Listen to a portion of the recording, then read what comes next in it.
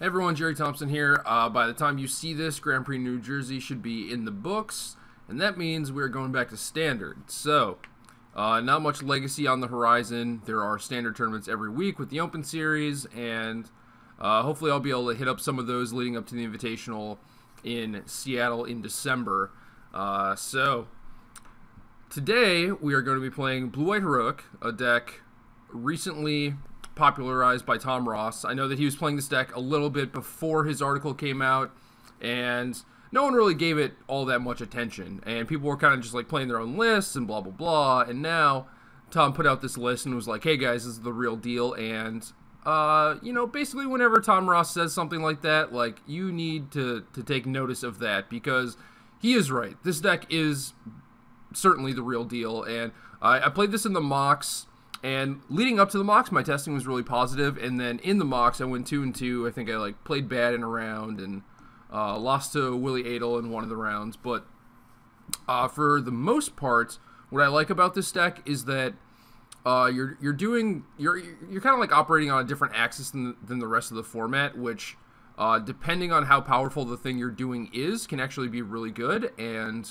I think that is the case here. So for the most part, it is basically just like a pile of dudes that you put some auras on, make them bigger, and you have 1 mana protection spells. And that's the big selling point to me, is the 1 mana protection, because there are a decent amount of decks out there that have a lot of removal, so it might seem like, oh, you know, you're just walking into a bunch of Bile Blights and Heroes Downfalls and whatnot. But no, we have 1 mana counter spells, and that is insane. And just like more generally speaking, the deck against removal heavy decks will just like play out a couple dudes, and then people will usually take the first opportunity they have to kill your creatures, just because they don't want things to get out of control. They don't want you to untap and play like an Ordeal of Thassa on something and have God's Willing Protection, so they're just like, okay, well, I'll just kill it now and try and run them out of threats. And it's actually kind of difficult to do that because we have so many. So we have 17 creatures total, 3 of which are Heliod's Pilgrims, and the rest of them are heroic guys. And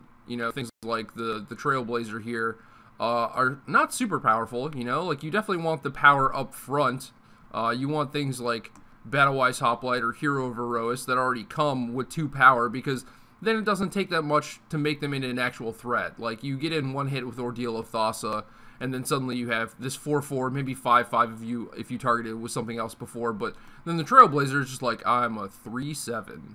And that's kind of mopey. That's not really what we're trying to do. But since this thing has 4 toughness, it's kind of like got some protection already built in from a lot of popular removal spells. You know, like the Magma Jets, the Lightning Strikes, the Bile Blights, and whatnot. So I think that guy's pretty good. Tom has Seeker of the Way basically in these slots. And I think Seeker is really good also. I played the deck with Seekers a bunch, and it was really cool how you could have Seeker alongside a heroic guy, and then be pumping your heroic guy and also have this threat in Seeker. But that was not super impressive to me overall, just because it was like, you know, if you're already doing your thing, then you have this other thing that's helping you. And for the most part, I'm winning those games anyway, you know, if I'm pantsing up any of my heroic guys. So I'm not sure you necessarily need the Seekers. I wanted some extra 1-drops and some stuff that was already good against removal, so that's why the Trailblazers are in there. This could be very, very wrong. I'm certainly willing to admit that. But Seeker was fine, and I wanted to try the deck without it, and I've still been having like very good results. So, you know, it kind of is what it is. But so we have a pile of heroic dudes, some 1 mana counter spells basically, and then some things to pump them. But the coolest thing, I think, is the Heliod's Pilgrims, and these basically search up Ordeal of Thassa, and that card is just the best card in the deck by far. It allows you to, like, you're already playing like this weirdo game where you threaten to do stuff, but you don't ever really have to do stuff. You know, it's like you play out a couple Grizzly Bears, and they're like, oh crap, I have to kill those because pretty soon they're going to be enormous, and that's true, but then they kill your guys when you're small. And then if you ever get a window where, you know, you get to Defiant Strike at some point, so you have a guy with the counter on, and then you play Ordeal of Thassa, attack, you have this giant guy, you draw 2 cards, then you are so far ahead, you're so much in the driver's seat that it's really hard for any deck to catch up with you. And when you're actually doing your thing, you're just like outdrawing every deck in Standard, which is pretty insane. So other than that, Pilgrim has a little bit of a toolbox here. We have one Singing Bell Strike as a removal spell, which is not something you necessarily need, but I've found that has been pretty good against decks with things like Siege Rhino, Anafenza, Stormbreath Dragon, Pelucranos, the Mirror Match, which has become fairly popular thanks to Tom. Singing Bell Strike is actually pretty good. Sometimes you don't have time to like Pilgrim for it, but there are certainly times where you have it and you just want to like tutor for a way to get a guy out of the way and just kind of swing the race that way. Sometimes, you know, you could search up Aqueous for him, which is pretty good against a bunch of green decks, but sometimes you also need to slow their clock down as well. So the Bell Strike is not that bad. And then we have one Ordeal of Heliod to win races, and this card is very, very good. There are a lot of decks in Standard, a lot of matchups that come down to racing, so this is definitely a card that you want somewhere in your 75. I recommend having one main deck just because it is important. It does come up a lot. And then I have a bunch of Stratus Walks, whereas Tom only had one. And the reason I have a bunch of Stratus Walks is because the draws where you have a Heroic guy and a bunch of Defiant Strikes, basically just like things that target your guy and draw a card, make your deck so much better. And otherwise, you couldn't really play Stubborn Denial. Like, you could, but it's not turned on as much as you would want it to be. And Tom had stuff like Feat of Resistance. There were some of Johnny's Presences in his sideboard, but I think Stubborn Denial does a really good job of stopping things like Perilous Vault and End Hostilities, whereas those other cards kind of fall short. You know, like nothing really counters everything. You know, it's like you need Presence for End Hostilities, and Tom had some Stubborn Denials in his sideboard that you could bring in against Perilous Vaults, and they were just like barely good enough. But I think once you have these cantripping ways to pump your guys, it is more likely that Stubborn Denial is on, and therefore you can just play Stubborn Denial as your catch-all. And I think that's one of the key parts to actually succeeding with this deck. So that's what I was trying to do. Other than that, we have 23 land. Tom had 22, but with Stubborn Denial, you kind of need an extra blue source. I didn't want another Mana Confluence just because the damage actually matters. It adds up. So I just added a third Tranquil Cove, and then there are a decent amount of matchups where you just side out a land when you're on the draw, so overall it doesn't really change too much, and I think having the extra Cove makes your mana a lot better. So moving on to the sideboard, we have a couple of races, and I built this deck maybe a week after the Jeskai Heroic combo deck had taken down SCG Oakland, so I thought that deck was going to be a little bit bigger. It wasn't. At one point I had a third erase, but you really don't need that. I don't think that deck is as popular. Like, you should probably be a little bit scared of that deck, but not really. It is so tough to play that it's one of those matchups that might just not show up very often. And then we have a third Trailblazer, and that basically comes in against like mono red, stuff like Aggro Abzan, where like you need to race, so you have this blocker, and then this can also be your Heroic guy, which can get around their Bioblights and Lightning Strikes.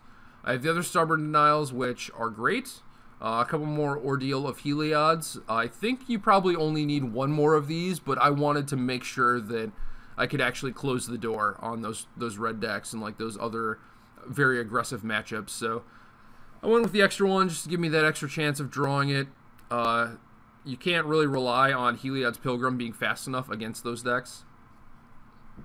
Then I have 3 Glare of Heresy, and this is maybe an overreaction to the mirror match, but Glare is still pretty good. There's a lot of stuff out there where you might want to board in like 1 or 2 copies, but I think for the most part the third one is basically just for the mirror match, although I could see bringing in the third one against like Abzan aggro. Against normal Abzan decks, like, yeah, you kind of want to kill Siege Rhino just because it puts a lot of pressure on you and is a big brick wall, but for the most part you don't want to get Glare of Heresy flooded, and the normal Abzan decks don't have a ton of targets, whereas Abzan aggro has, like, they definitely have stuff like Fleece Mainline and Anafenza, which can put a lot of pressure on you. So the Glare is basically there for 2 matchups. We have the 4th Heliod's Pilgrim. Post-board games tend to get a little grindy, and then that's when you want this additional 2-for-1. And this also helps search up the additional bullets I have in my sideboard in Battle Mastery and Spectra Ward. So Battle Mastery might be the worst card that I've ever registered for a Mox, and I just mean like worse in a vacuum, worst card in a vacuum, but Tom's version had Eidolon of Countless Battles, and Battle Mastery is basically that, except for it's tutorable. So his Eidolons were basically there to deal big chunks of damage. So that can be very relevant when facing down against things like Whip of Erebos, Sorin.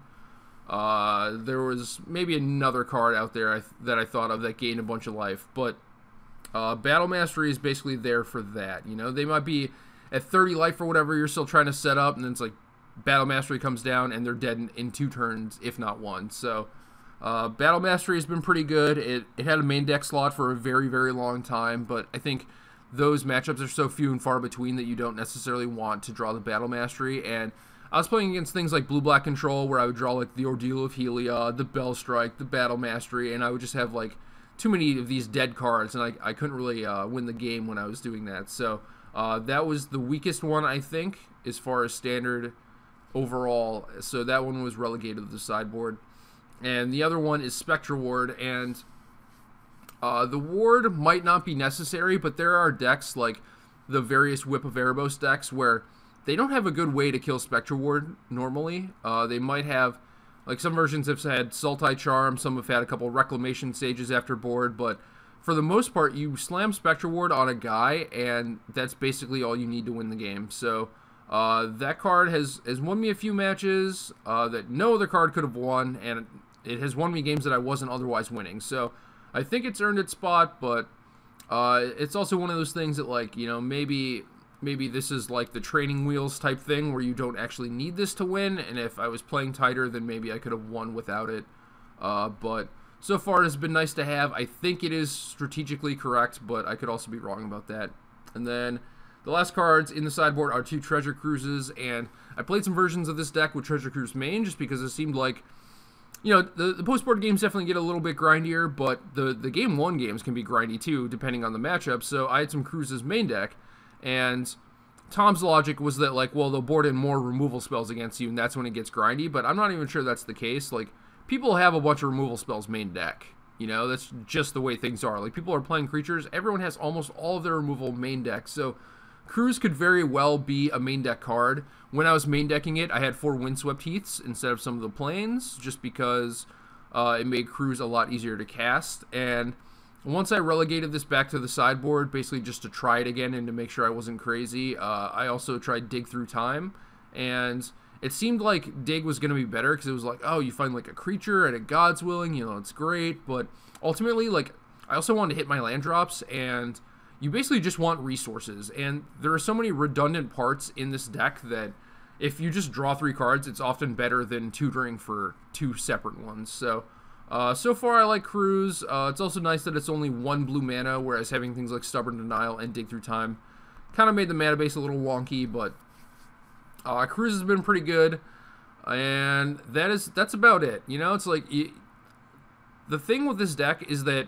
you force them to play on your own terms, where if you have a heroic guy and a mana open, they have to respect that, and if they're going to just like blow a downfall and trade like their turn for your 1 mana, then that is a surefire way for them to fall behind. But like sometimes you don't even have the God's Willing, and then they just won't cast the removal spell because they're trying to set up a turn where like they can play 2 removal spells or something, or like use it to clear the way for, you know, their Siege Rhino or Sidisi or whatever. So people definitely play with the fear of this deck, and it is very funny to me that Tom Ross has managed to build the exact same deck as Legacy Infect in Standard.